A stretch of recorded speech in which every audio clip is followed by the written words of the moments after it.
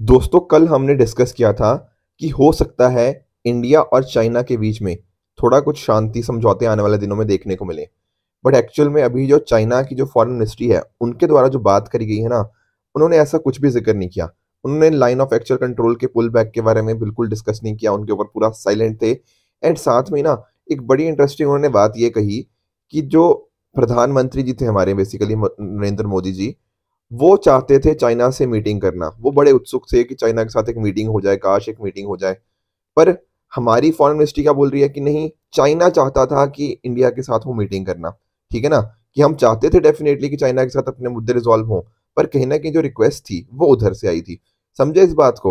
तो दोनों के दोनों ना, दोनों कंट्रीज काफी ज्यादा अभी डिफरेंट पेज के ऊपर हैं। तो अभी बहुत बड़ा गैप है दिल्ली और बीजिंग के बीच में। यानी कि अभी बहुत टाइम लग सकता है कहीं ना कहीं हमारे जो रिश्ते हैं उनको नॉर्मलाइज करने के अंदर। इसके साथ में एक देखो और इंटरेस्टिंग जो न्यूज़ है, दैट इज पंजाब के रिगार्डिंग। देखो यहाँ पर आप नोटिस कर सकते हो, पंजाब के आप यहाँ पे गवर्नर साहब देख सकते हो, बनवारी लाल पुरोहित जी। उसके साथ में यहाँ पे आपको पंजाब के जो सीएम है भगवंत सिंह मान जी, उनको देख सकते हो।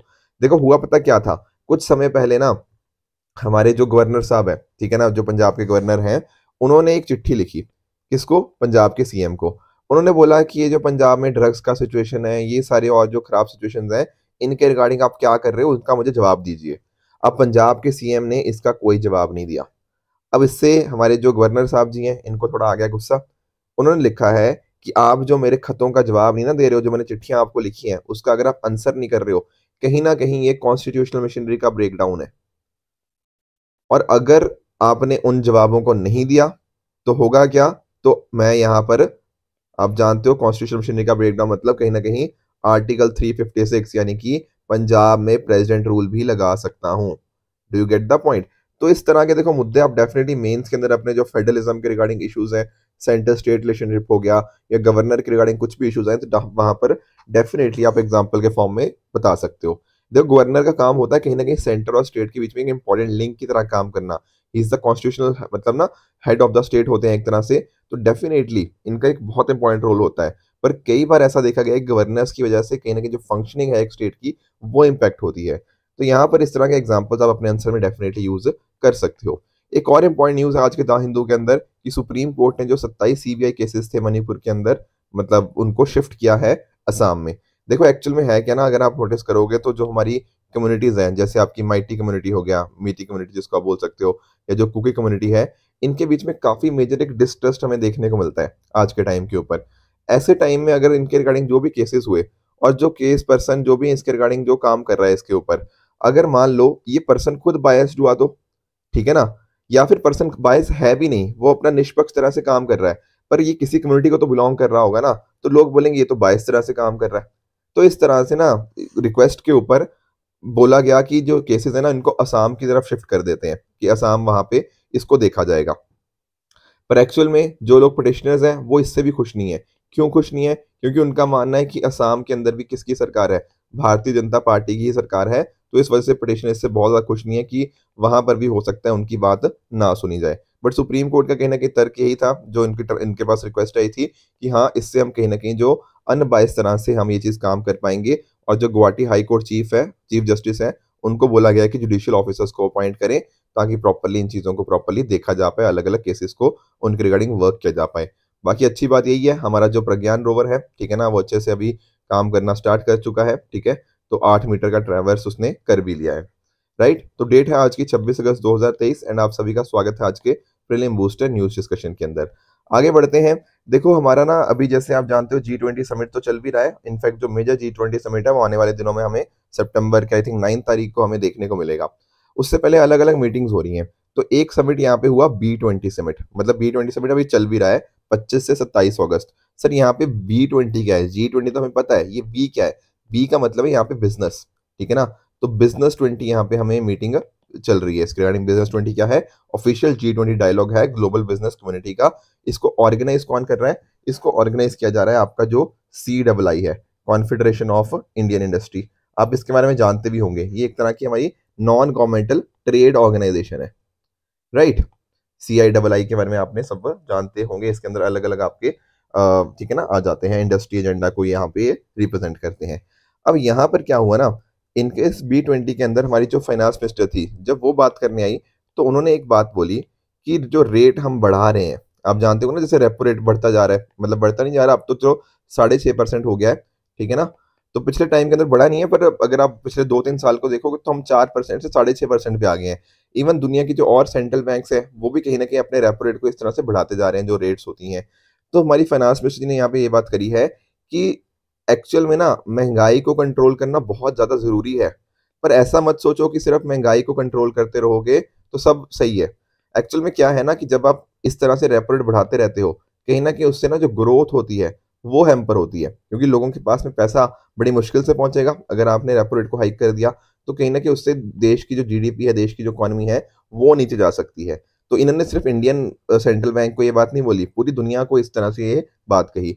साथ में ही ना जो रेपो रेट होता है उससे कहीं ना कहीं आप डिमांड साइड चीजों को तो कंट्रोल कर लेते हो, पर सप्लाई साइड वाली जो चीजें होती है ना, उनके ऊपर आप कंट्रोल नहीं कर पाते। तो उन्होंने यही बोला है कि ऐसा मत करो कि महंगाई बढ़ रही है तो रेपो रेट बढ़ाते रहो, नहीं, आप पूरा असेसमेंट करो कि क्या इश्यूज हैं। तो रेपो रेट हर बार महंगाई को कंट्रोल करने के लिए उतना इफेक्टिव नहीं है, या हर बार बेस्ट ऑप्शन नहीं है। आपको कुछ और भी नए तरीके यहाँ पे देखने होंगे, क्योंकि इससे कहीं ना कहीं आपकी जो रिकवरी है, जो जीडीपी ग्रोथ है, वो इम्पैक्ट हो जाती है। अगले टॉपिक की तरफ बढ़ते हैं, दैट इज मेरा बिल मेरा अधिकार इनिशिएटिव। किसके द्वारा? By ministry of finance. Sir इसका क्या मतलब है, मेरा बिल मेरा अधिकार का? देखो इसको थोड़ा समझते हैं। यहाँ पर ना जो मिनिस्ट्री ऑफ फाइनेंस के अंदर ना आपको अलग अलग, जैसे फॉर एग्जांपल आपने सीबीआईसी के बारे में सुना होगा। दोस्तों सीबीआईसी की फुल फॉर्म है central board of indirect taxes and customs, right. इनके द्वारा इसको लॉन्च किया गया है। ये है क्या सर? देखो ये कुछ नहीं है, एक तरह की ऐप है। आप इस ऐप को अपने एंड्रॉयड से या फिर आपका जो iOS डिवाइस है, आप वहां से इसको डाउनलोड कर सकते हो। पर करना क्या है सर इसको डाउनलोड करके?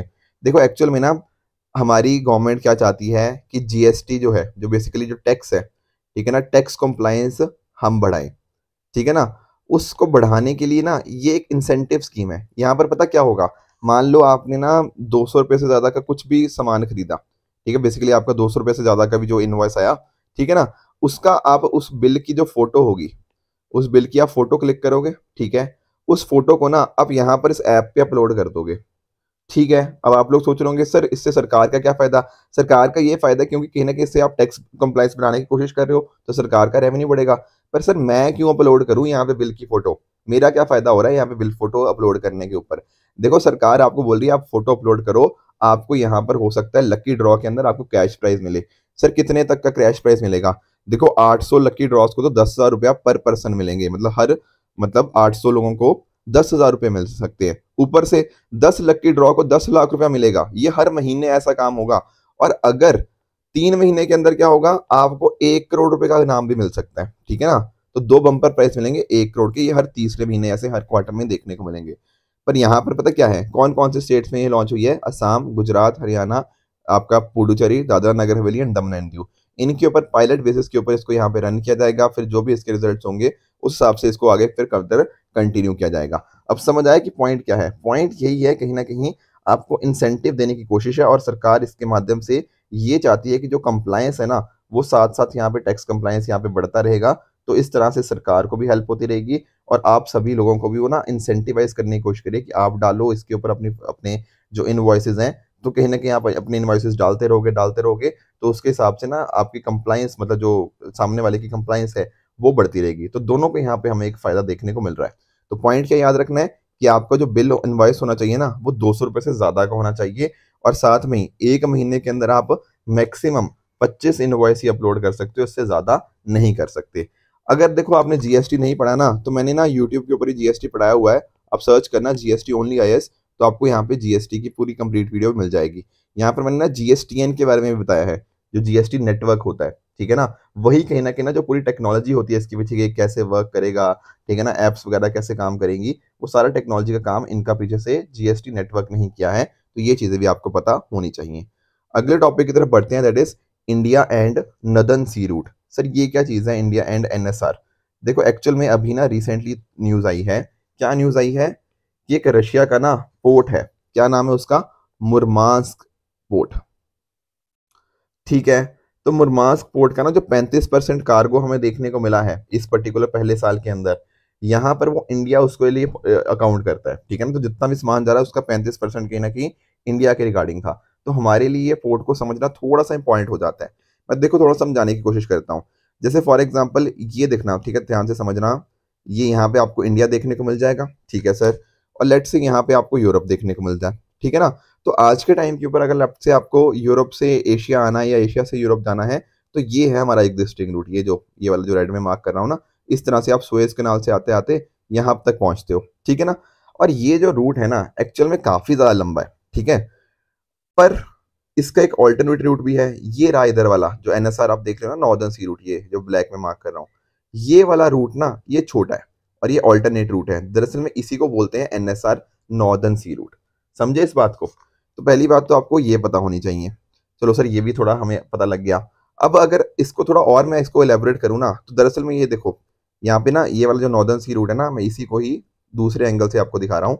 तो यहाँ से आप नोटिस करो, यहाँ से ये शुरू हुआ, इस तरह से मूव करता करता करता ये आगे जाके फिर इंडिया की तरफ आ जाएगा। ये जो ब्लैक वाला है ना, यहाँ से स्टार्ट हुआ था, ठीक है ना। तो यहाँ पे बिल्कुल स्टार्टिंग के अंदर ये आपको देखने को मिलेगा मुरमास्क एयरपोर्ट, ठीक है। सॉरी, मुरमास्क पोर्ट, ये आपका रशिया के अंदर हो जाएगा। तो कहाँ से स्टार्ट हुआ आपका जो नॉर्दर्न सी रूट है? ये स्टार्ट होता है आपका ये बेरेंट सी से, फिर आगे जाके कारा सी, इसको आगे लैप्टेव सी, ईस्ट साइबेरियन सी, चुकची सी, ये बेरिंग सी। इस तरह से आपको सीज की लोकेशन पता होनी चाहिए, ठीक है ना। इसीलिए मैंने ये मैप अलग से आपके लिए प्रोवाइड कर दिया ताकि आप इसको खुद भी देख पाओ। तो कैसे? बेरेंट सी, कारा सी, लैप्टेव सी, ईस्ट साइबेरियन सी, चुकची सी, लास्ट ये बेरिंग सी, ठीक है ना। ये फर्दर आप इसके अंदर यहाँ पे देख भी सकते हो। ये रहा आपका मुरमास्क रीजन। तो आपको ये चीज़ अच्छे से पता होनी चाहिए, ठीक है ना। तो आपके ये मैंने बाकी और चीज़ें बता दी है किस तरह से हैं, ठीक है ना। तो शॉर्टेस्ट शिपिंग रूट है। इसके अलावा भी अगर आप नोटिस करोगे ना, तो यहाँ पर इसको ना कोला पेनिनसुला भी बोला जाता है, ठीक है। ये रहा आपका मुरमास्क पोर्ट, ये आपका बेरेंट सी ऊपर वाली साइड, ये आपका वाइट सी। तो कोला पेनिनसुला के बारे में भी आपको पता होना चाहिए।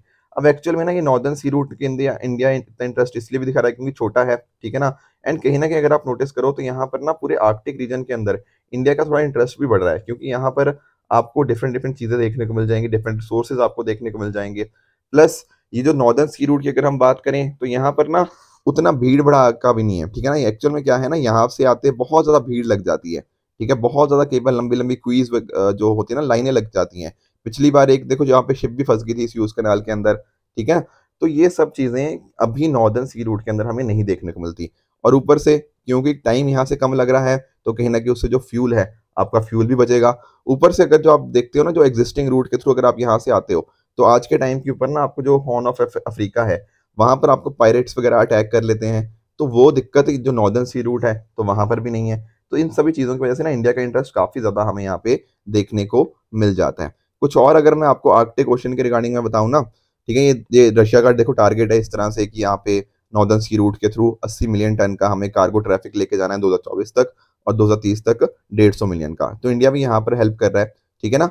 तो यहाँ पर अगर आप थोड़ा नोटिस करोगे ना आर्कटिक रीजन के रिगार्डिंग, तो 1920 में एक स्वालबार्ड ट्रीटी यहाँ पे साइन होती है पेरिस के अंदर। तो ये नाम आपको बिल्कुल नहीं भूलना, स्वालबार्ड ट्रीटी का आर्कटिक के रिगार्डिंग है। उसी तरह से इंडिया का एक्सपेडिशन स्टार्ट होता है, साइंटिफिक एक्सपेडिशन 2007 के अंदर। 2008 में हम हिमाद्री रिसर्च बेस को यहाँ पे एस्टेब्लिश करते हैं, ठीक है ना। और 2014 में हमने इंड आर्क, जो कि एक मल्टी सेंसरी ऑर्बिटरी है, उसको यहाँ पे एस्टेब्लिश किया गया। तो चाहे आप इंड आर्क की बात कर लो, वो नाम ध्यान में रखो, हिमाद्री बेस स्टेशन का नाम ध्यान रखो, और स्वालबार्ड ट्रीटी। तो ये कुछ इंपॉर्टेंट पॉइंट्स हमें ध्यान में रखने चाहिए। इंडिया का देखो फोकस यही है आर्कटिक पॉलिसी का, कहीं ना कि एनवायरनमेंट प्रोटेक्टेड रहे वहाँ पे, ठीक है ना। ऐसा ना हो कि हम अपने आप को वहाँ पे एस्टेब्लिश करने के चक्कर में वहाँ पे एनवायरनमेंट को इम्पैक्ट करें। नहीं, साइंस एंड रिसर्च होना चाहिए, कनेक्टिविटी बढ़नी चाहिए, ये सारी चीज़ें, ठीक है ना। तो रशिया काम कर रहा है यहाँ पे, और इंडिया भी एक्चुअल में, चाहे आप नेचुरल सोर्सेज के लिए हो गया, क्लाइमेट इम्पैक्ट के लिए हो गया, और बाकी चीज़ों के लिए जैसे सस्टेनेबल डेवलपमेंट गोल्स के इन लाइन होते हुए यहाँ पर इंडिया काम कर रहा है। अगले टॉपिक की तरफ बढ़ते that is Panama canal. Sir ये क्या है? देखो यहाँ पे इसको भी समझो। जैसे फॉर एग्जांपल ये रहा आपका अटलांटिक ओशन और ये रहा आपका पैसिफिक ओशन।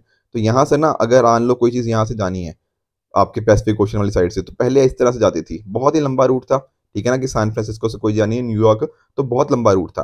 पर हमने ना फिर बीच में एक मैन मेड कैनाल बना दी, ये रही आपकी पैनामा कैनाल, ठीक है ना। तो बीच में एक कैनाल बना दी, तो बहुत ही जो रूट है ना, बहुत ही छोटा हो गया। तो आज के टाइम के ऊपर ना काफ़ी सारी शिप्स को यहाँ पे डिले फेस करना पड़ रहा है, क्योंकि एक्चुअल में यहाँ पे थोड़ा पानी की कमी हो गया है, यहाँ पे सूखा वगैरह पड़ गया है। तो कहीं ना कहीं शिप्स यहाँ से नहीं जा पा रही, ठीक है, तो ध्यान रखने वाली बात है कि ये मैन मेड है, ये नेचुरल नहीं है। जो पैनमा कैनाल की बात कर रहा हूँ, लोकेशन आप समझ गए हो। ये इस्थमस क्या होता है सर? इस्थमस का मीनिंग क्या होता है? इस्थमस का मतलब होता है कि एक छोटा पीस ऑफ लैंड है जो कहीं ना कहीं दो बड़ी वाटर बॉडीज को सेपरेट करता है। ये बहुत इंपॉर्टेंट डेफिनेशन है जो आपको इस्थमस के बारे में पता होनी चाहिए। 1914 में इसको ओपन किया गया था। 1999 में ना इसको पैनमा को ट्रांसफर कर दिया गया था। दरअसल में इसकी कंस्ट्रक्शन हुई है यूएसए के द्वारा, और बाद में 1999 में इसको पैनमा को ट्रांसफर कर दिया गया, और एक्चुअल में ट्रेड मूवमेंट के लिए बहुत ज़्यादा इंपॉर्टेंट हो जाता है। आगे चलते हैं नेक्स्ट टॉपिक की तरफ। India's first carbon negative garrison. तो गैरिसन क्या होता है? कहीं ना कहीं वो एरिया को बोलते हैं जहाँ पर जैसे आपके सोल्जर्स हैं वो या तो आराम कर रहे हैं या फिर उनका हथियार वगैरह वहाँ पे पड़े हुए हैं। तो एक्चुअल में ना पुणे में हमारा एक कॉलेज है, CME, college of military engineering. यहाँ पर अभी क्या हुआ है इस पर्टिकुलर कॉलेज के अंदर, मतलब एक ना हमने सोलर पावर प्लांट को यहाँ पे एस्टेब्लिश किया है। पहले उसकी कैपेसिटी थी 2 मेगावाट, फिर हमने 5 मेगावाट इसकी कैपेसिटी और बढ़ा दी है, तो अब इसकी टोटल कैपेसिटी हो गई है 7 मेगावाट। तो सर इसका फायदा क्या है? देखो एक्चुअल में ना आप समझना, पहले तो सीएमई के बारे में समझो, ये कॉलेज के बारे में। ये कॉलेज को 1948 के अंदर स्टैब्लिश किया गया था। आपकी जो भी फोर्सेज हैं, इंडियन आर्मी हो गया, नेवी हो गया, एयरफोर्स हो गया, एंड साथ ही साथ दूसरी और नेबरिंग कंट्रीज के भी जो आपके सोल्जर्स वगैरह होते हैं, उनको यहाँ पे प्रॉपर ट्रेनिंग हो गया, टेक्निकल फैसिलिटीज हो गया, टैक्टिकल एस्पेक्ट्स के अंदर, वारफेयर के अंदर यहाँ पे उनको एस्टेब्लिश या फिर उनको ट्रेनिंग यहाँ पे प्रॉपर प्रोवाइड करी जाती है। ठीक है, अब यहाँ पर ना बहुत सारे अलग अलग काम होते हैं, जैसे उनका मेस को मेंटेन करना हो गया। तो जो मेस को मेंटेन करना हो गया, कहीं ना कहीं जो खाना होता है वो भी स्टीम कुकिंग के माध्यम से होता है। अब ये पावर प्लांट भी हमने लगा दिया। इस तरह के और बहुत सारे प्रोजेक्ट्स यहाँ पे हमें पिछले टाइम्स के अंदर देखने को मिले हैं, जो कहीं ना कहीं इन्वायरमेंट को ना प्रोटेक्ट करने की कोशिश कर रहे हैं। तो ये जो हमने यहाँ पे किया है ना, यहाँ पर भी हम एक्सपेक्ट कर रहे हैं कि हर साल 6.5 करोड़ का कहीं ना कहीं हमारी जो सेविंग्स होंगी। प्लस अगर आपने यहाँ पे मान लो इन सोलर पावर प्लांट के लगाने से कहीं ना कहीं इससे ज्यादा प्रोडक्शन होती है, तो उसको हम और जगह भी बेच सकते हैं, जो डिफरेंट डिफरेंट आसपास के हमारे एरियाज देखने को मिल जाते हैं। तो ये कुछ एडवांटेजेस हैं। अब आप लोगों के दिमाग में बाकी सारी चीजें तो ठीक है, एक चीज आई होगी सर, ये कार्बन नेगेटिव का मतलब क्या होता है? देखो एक्चुअल में ना लेट्स से आप कोई यूनिट आप एमिट कर रहे हो, ठीक है ना, और कितना आप एब्जॉर्ब कर रहे हो, इसके बीच में पूरा खेल होता है। जैसे मान लो आपने कुछ यूनिट एमिट किए, ठीक है ना, आपने कार्बन डाइऑक्साइड एमिट की, ठीक है ना, बट या कार्बन इक्विवेलेंट जो भी चीजें हो गया, उसको आपने एमिट किया, पर कहीं ना कहीं आपने कुछ माध्यम से, जैसे फॉर एग्जांपल आप कार्बन कैप्चर एंड स्टोरेज के बारे में पढ़ते हो, कार्बन सिक्वेस्ट्रेशन के बारे में पढ़ते हो, इसके माध्यम से अगर आपने उसको वापस अब्जॉर्ब कर लिया, तो कहीं ना कहीं आपने क्या किया, आपने एनवायरनमेंट के अंदर ना पॉजिटिवली कंट्रीब्यूट किया है। इसी को बोलते हैं कार्बन नेगेटिव। तो ये पहला इंडिया का कार्बन नेगेटिव गैरिसन बनने जा रहा है। आगे देखो एक छोटी सी न्यूज और है, बस डिस्कस कर लेते हैं। हाल दो इसको 1-2 दिन हो गए हैं, बट मुझे लगा शायद इतनी इंपॉर्टेंट नहीं है। एक्चुअल में क्या है ना कि एक प्रिगोजिन करके है, ठीक है ना, तो इनकी अभी रिसेंटली एक ना जेट क्रैश के अंदर डेथ हो गई है, ठीक है ना, प्लेन क्रैश कर गया। एक्चुअल में ये ना वेजनर ग्रुप के ये हेड थे। दरअसल में थोड़े 1-2 महीने पहले की बात है, तो रशिया के जो प्रेसिडेंट हैं, जो पुतिन जी हैं, ठीक है ना, उनके अगेंस्ट इन्होंने थोड़ी एक बगावत सी छेड़ दी थी। इन्होंने बोला था कि वो अच्छे से काम नहीं कर पा रहे हैं, जो वहाँ की मिलिट्री है वो ढंग से काम नहीं कर पा रही, तो एक बगावत इन्होंने उसके अगेंस्ट वर्क करी थी। तो तब से ही कुछ इनके बीच में ना रिश्ते थोड़े कड़वाहट वाले थे। तो काफी लोगों का ऐसा भी मानना है कि कुछ यहाँ पे जो क्रैश हुआ है ना, इसमें कुछ गड़बड़ घोटाला हुआ है। समझे इस बात को? तो एक्चुअल में मैं थोड़ा आपको और समझाने की अगर कोशिश करूं, तो वेजनर ग्रुप क्या है? वेजनर ग्रुप ना दरअसल में एक जैसे प्राइवेट आर्मी बोलते हैं इसको, ठीक है। तो यहाँ पर ये किसी कंट्री के लिए काम नहीं करते, जो इनको पैसे दे देता है ये उसके लिए काम करते हैं। तो रशिया के अंदर हमें देखने को मिल रहा है मर्सनरी फोर्सेस का मतलब होता है कि जो कॉन्फ्लिक्ट जोन के अंदर काम करे और पैसों के लिए काम करे। समझ गए इस बात को? तो जो इनको पैसे दे देगा अकॉर्डिंगली उसके लिए काम करेंगे। तो 2014 में भी जब हमें देखने को मिलता था, ठीक है, जो क्रीमिया का एनेक्सेशन हुआ था, वहां पर भी उनका एक इंपॉर्टेंट रोल था। और अभी जो यूक्रेन के अंदर जो इश्यूज चल रहे हैं, वहां पर भी इन सब ने इंपॉर्टेंट रोल एक प्ले किया था। उस टाइम के ऊपर जो म्यूटनी इन्होंने कोशिश करी थी अभी 2023 के अंदर, जून 2023 के अंदर, उसको रुकवा दिया गया था, क्योंकि बेलारूस के जो है लुकाशेंको, उन्होंने यहाँ पे इंपॉर्टेंट रोल प्ले किया था। बट कहीं ना कहीं पुतिन और इनके बीच में रिश्ते बहुत ज्यादा कड़वाहट वाले बन गए थे। ठीक है, तो ये थी कुछ आज की डिस्कशन। इसी के बेस के ऊपर मैं कुछ क्वेश्चन दे रहा हूँ, इनका मुझे आप नीचे कमेंट में आंसर बताओगे, इनमें से कौन सा ठीक है, कौन सा गलत है। कल जो क्वेश्चन दिए थे उनका क्विकली एक बार मैं आंसर बताता हूँ।